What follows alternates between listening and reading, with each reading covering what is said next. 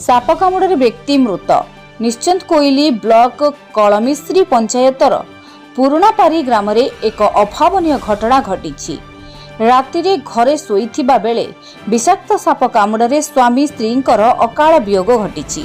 पुरापारी grammar मानस कुमार बारिक बयस 45 और तांकर पत्नी नमिता राउत बयस 35 गतकाली रात्रि घरे शोइथिबा बेले तांकु एक विषाक्त साप कामुड़ी देथिला।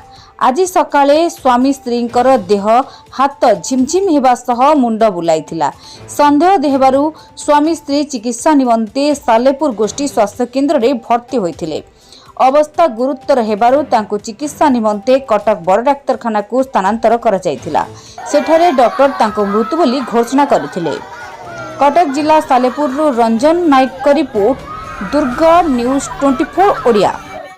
मो ना विश्वजित परेड़ा, मो पुरापारी ग्राम बासिंदा अटे। घटनाटी हूँ जे आज सकाଳେ आम खबर पाइलु कलमिश्री ग्राम पंचायत पुरापारी ग्रामर मानसपारी और स्त्री मुंड बुलेला, बांती है। आम सांगे सांगे सालेपुर पीएच नेलु।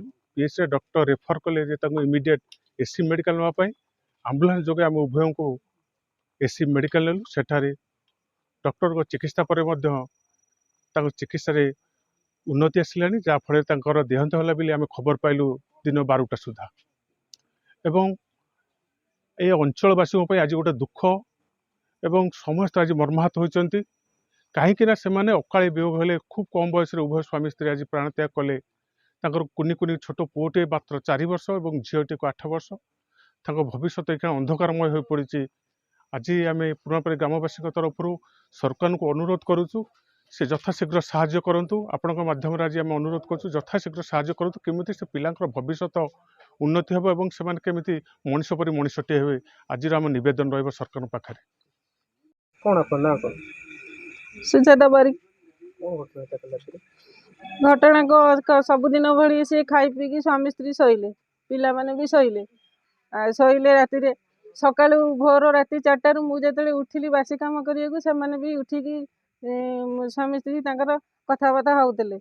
तापर आसिकी मो झीर जी कहले मो बड़ झील को झील मो दिहटा कहीं भल लगुनि, आधी हाथ थरुची, मुंड बिंधुची, आ खुड़ीर भी बांती होची, आ पेट भी कामुड़ी, गैस हो नहीं मेडिकल जी गाड़ी चाबीटा दे।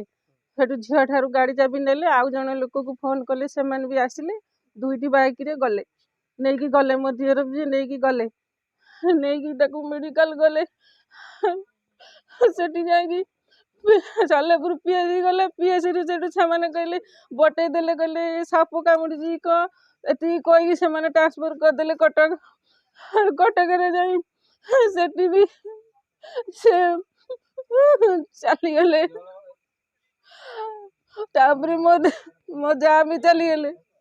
आर भी पुओ गोटे झील गोटे, मोर भी 3टी झील से पालिबा दायित्व आम उपर भार रखिदे गले। तेणुक आपण मान अनुरोध कर सरकार को अनुरोध कर मो 2 पिला कथा बुझंतु। आ साप कामुड़ी बोली तो कहउछंती डॉक्टर। जदि आपंक आम भिडी भल लगा तेब आम चैनल को लाइक, शेयर और सब्सक्राइब करने को जमा भी भूलु नहीं।